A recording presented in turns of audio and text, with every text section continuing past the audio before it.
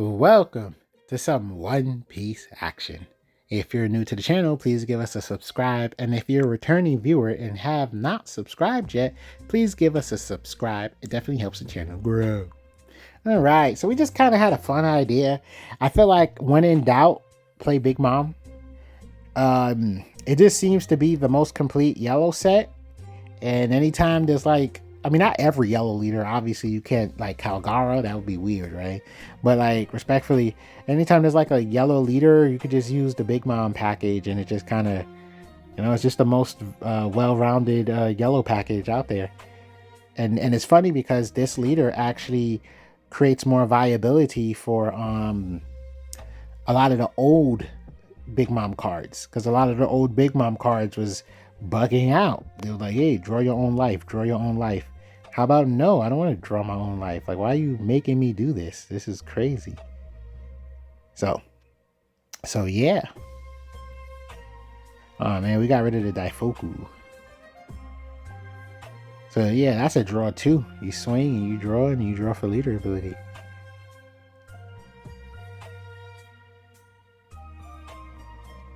Oh, decisions and decisions. Well, I get it. It's just like, do you swing heavy to get the ace off the board, or do you try to develop something? Especially since the ace got double attack. So I understand trying to figure it out right now.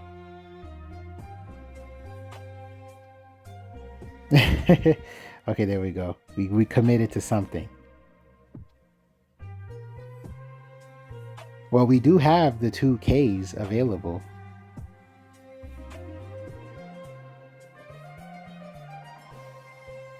Interesting choices. And that will be a card out of hand. So unless something interesting happens, I can't see us keeping that pudding. Because at this point, we're going to just chuck it for counter power. Unless somehow he maintains his hand size. Oh, that was a clean removal.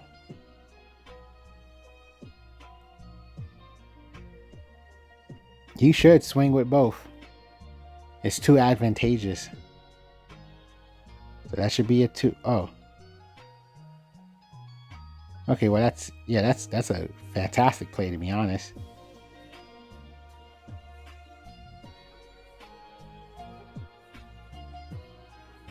That's interesting. Okay. Draw a card. Then swing. I wonder, I mean, it doesn't really matter, but I'm kind of surprised as to that decision.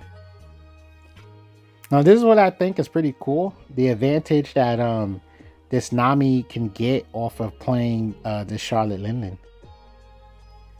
Now, granted, the opponent does have a hand full of cards, so more than likely they'll just choose to discard 2.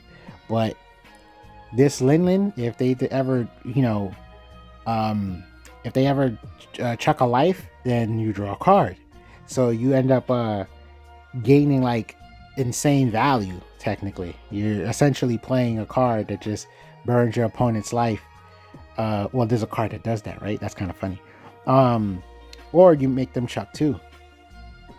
And then this Nami just allowing anything to be 2K counter for the turn is just nuts. I think that's okay to chuck the 6 drop. I mean, anything's okay, to be honest, at this point, because they're all valid. Oh, we took. Yeah, because to me, they're all valid. You could just like play Big Mom after Big Mom after Big Mom. It's all valid. It's all valid. I doubt you want to keep that. Come on now. Play. There you go. Valid plays. That'd be interesting if they take. Because if they take, they let us draw.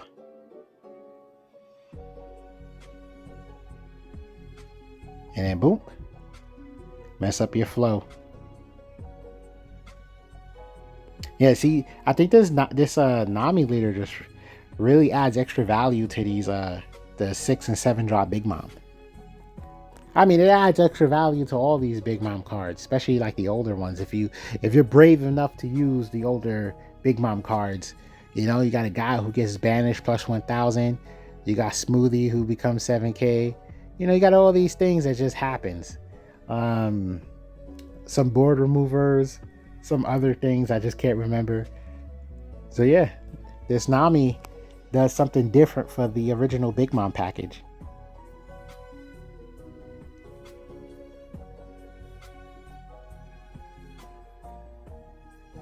Their hand just stays full though.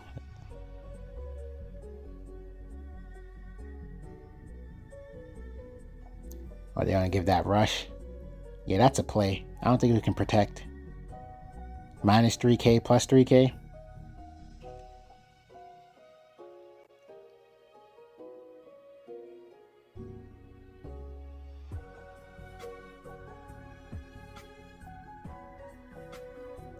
Come on, to me, there's only one clear decision. Come on now. What?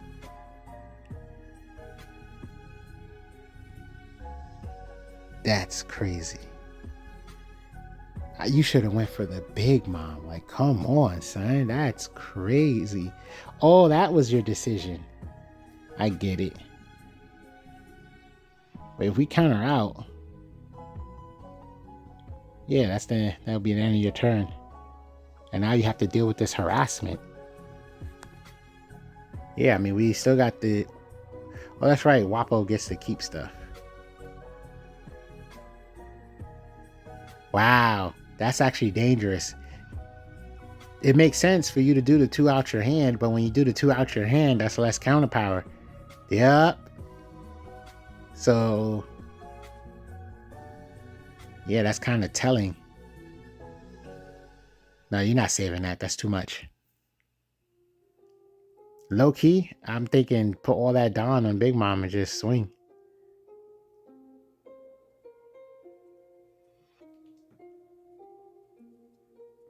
Wow, this all worked out for us. Oh, 2Ks too. So yeah, we're gonna be able to... we have a chance of protecting our board unless he down stacks and swings. There's like a legit chance of us protecting our board. And we also have a blocker.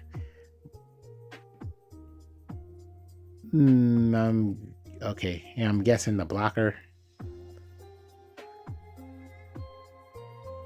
Not, you know, you're running on fumes. There's not much you could do. Because sure, you can give it a rush, but you're gonna need to Don X, and that's not good. I mean, because you want to develop something, you only got one swing, and then yeah, the counter swing is gonna be real. See, we can afford to chuck something because essentially, there's no way you're gonna stop us from taking another life, which in turn is gonna let us draw a card.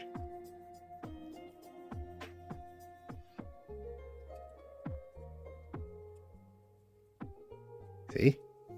And then obviously, you know, there's just too many attacks at this point as well.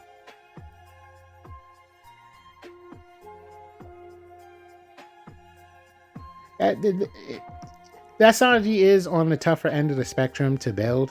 I'll be honest. I mean, more power to people that experiment and they try to come up with something for that Sanji leader. So, I mean, it's surprising. It's surprising that a leader that just gives rush to a character isn't making any type of impact. But that also screams to the value of red cards. And we're talking about like just generic red cards, not red cards that are leader locked and stuff. Because at this point, that's the only way you're going to become like an effective mono color.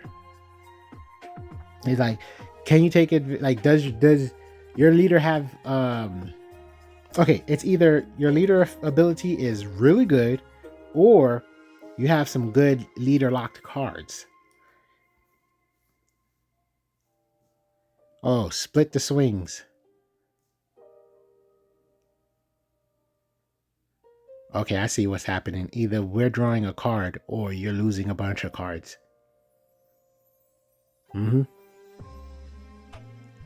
Yeah, that value was in our favor.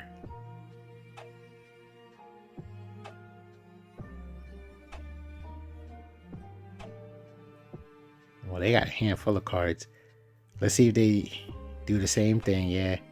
See, that's what usually keeps Yamato back, is the fact that they continuously Don stack so heavy and swing like that.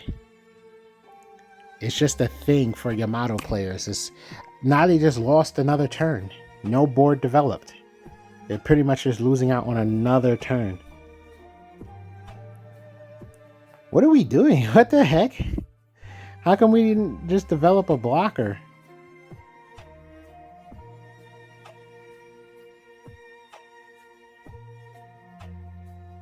Because, I mean, definitely now they're going to be able to proc the double attack. So unless you're banking on them to develop board, so that way their swing would be weak, I don't understand this. I would definitely would have played the blocker. And we got lucky. Another non-trigger. But that hand size is insane. A put-in top deck would just ruin them right now. Right now, just heart of the cards. Which is funny because blue pudding is searchable. With this style of deck, that's kind of funny. 90% of the times, blue pudding is just a card that you're using. Wow, that's sick. That would make my stomach hurt. Essentially, you just played a Momonosuke for no real value. And then you just did that, which should be an easy counter out, because why would you... Yeah, why would you take this hit? It's literally... Oh yeah, I'm about to say. Like, what are we thinking about? You know what I'm saying? So I'm sure they're going to block at this point. They're going to try to block one of these attacks. Yeah, this game state is nuts, and we're not even at our 10 Dawn state yet. Yeah, I don't think there's a good purpose in playing Red Rock. There's still a double attack leader. Like I always say, me personally... Oh, well, we did it. Me personally, double attack is a comeback mechanic. So with our hand being so weak, the best thing this Yamato can do is essentially develop something, for the love of God, and then just put the rest of the Dawn on your leader, swing, get the proc the double attack, then move the 2 Dawn to Nami and swing. Because you rather get the double attack in than let them be able to counter out of the double attack. Oh wow, another banish set. And then they could turn it into a blocker. Got you. Well, that's way too high, and that's kind of what we get for not developing a blocker. I really wanted to see a blocker on the board, but no. Player just refused to put a blocker on the board.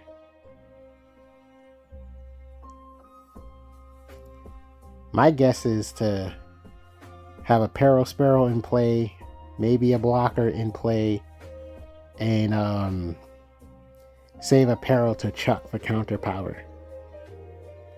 But I wouldn't be surprised if there's a Hody Jones in that hand, so we got to be careful.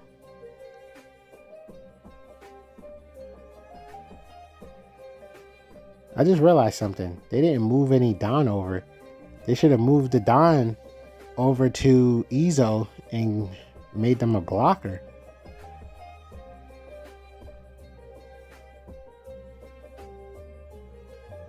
Oh, wow. I guess we're setting up for lethal next turn. I mean, they don't know what's in our hand. And unless it's another banish card, if they give us those 2 cards, it can potentially give us what we need to counter out of any other swing. Okay, that's savagely confusing.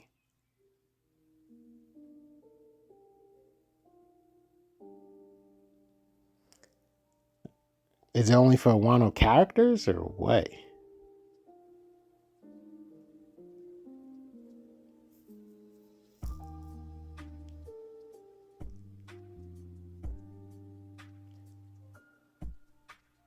Okay, we have to take that, and we can do.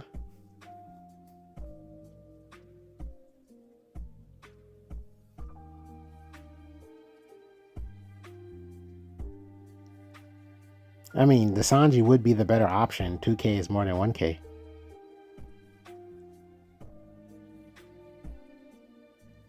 So this is good because unless they got some sort of... I mean, we have the counter power. So unless they got a card that can rest our character, we don't really have to worry because people don't really like playing cards that do that.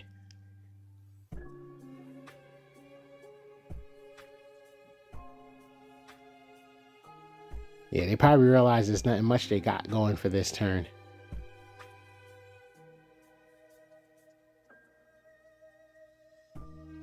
And that's it. I don't know if it's going to be like, you know, 3 on put in swing, 3 on put in swing. Are we swinging for... So it's going to be all 7s today?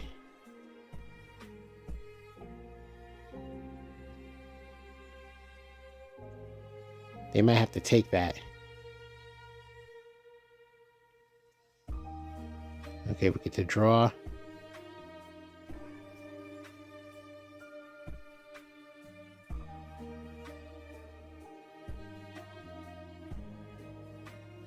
Interesting. Oh, wow. Always keep it in your hand. Always just keep it in your hand. For real. Just always keep it in your hand.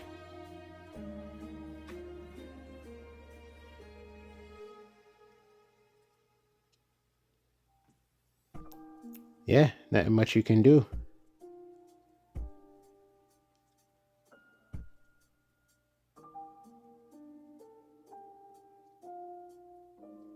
What the hell? Oh, right. I forgot he had the blocker on the board. I forgot. That's crazy. Oh, there's the Hody. That's actually crazy. That's actually crazy. I completely forgot the blocker was on the board. Mind you, that game, that match would have been legitly different if we had just simply, what you call it, played a blocker instead of Don Stack Swing. I don't know what that was. That was kind of a wonky, goofy, zany type of gameplay there. That whole game would just be different if blockers were established. Literally, it would just been dramatically different.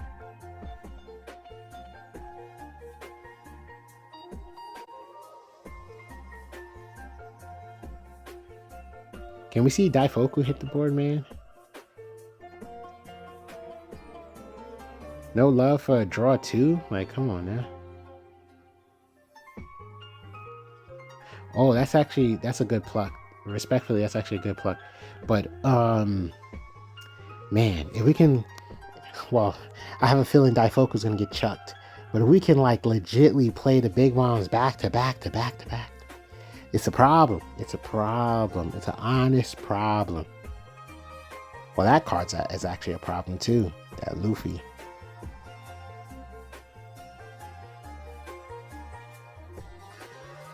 I don't think they got any attacks this turn, so it doesn't matter how we choose to defend this. It could just be a regular 2K or leader ability. It doesn't matter. Oh, that's what we was debating on. Okay. To let the Sanji trigger hit.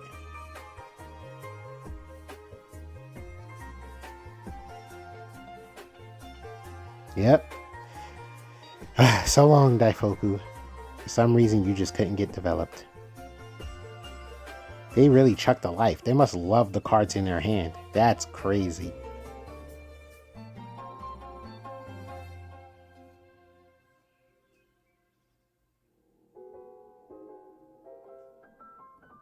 Oh, wow. Another trigger summon.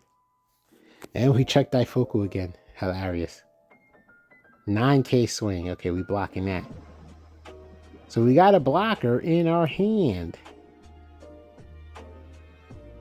Any luck we're going to play develop the blocker? Just so that way we can potentially increase our chances of staying alive. But this is actually a tricky board state. I'm not going to lie to you. This is actually a tricky board state to currently deal with.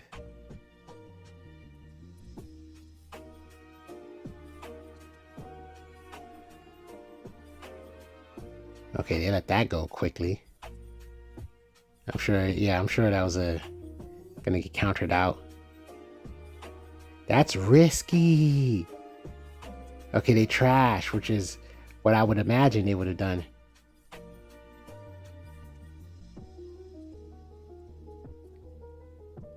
Yeah, 100% I'm using the leader ability and chucking Pero. Relax, yeah, relax. Okay, I think it's time to check Pudding. Wow. Why do Luffy players do that? They just risk it all.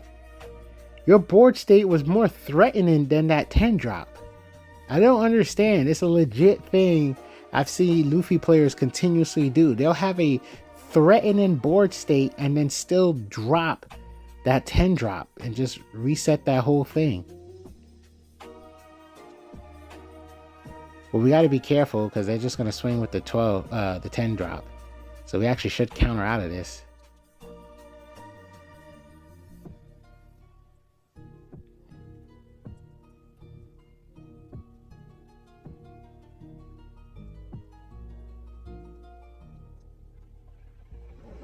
This is interesting. Still risky. We got a blocker, so there is a safe way for us to play this. We have a oh no, we should get rid of, we should red rock that 10 drop. We should honestly red rock the 10 drop.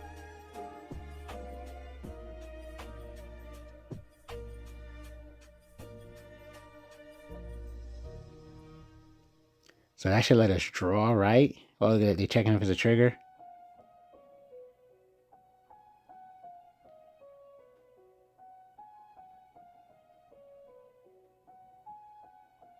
And that might give us the blocker.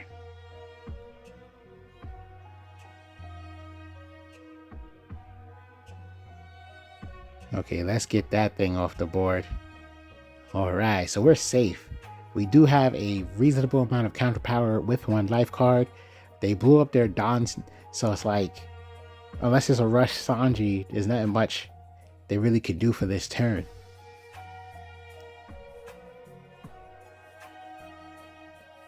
I wish we got to see more Big Moms get chained, because I always felt like, especially the 6-drop Big Mom, if you could just play like 3 of those back to back, who comes back from that? You know what I'm saying? 3 Big Moms back to back. I don't know if there's anybody that could come 3 6-drop Big Moms back to back. I don't think there's much a player could do when that happens, but I haven't gotten to see it yet, so it is what it is. Of course, Gum Gum Giant it might be like the first counter event that could get hit. Now I'm not saying it should get hit. That's not what I'm saying. But like it's like OD used. You know, and it had a tremendous impact on the meta. Like legit. Well, there you go. G. Thanks for watching. But no, for real. Out of all things, I've never seen a defensive event have such an impact on a meta. So I could see it being the first card to get hit.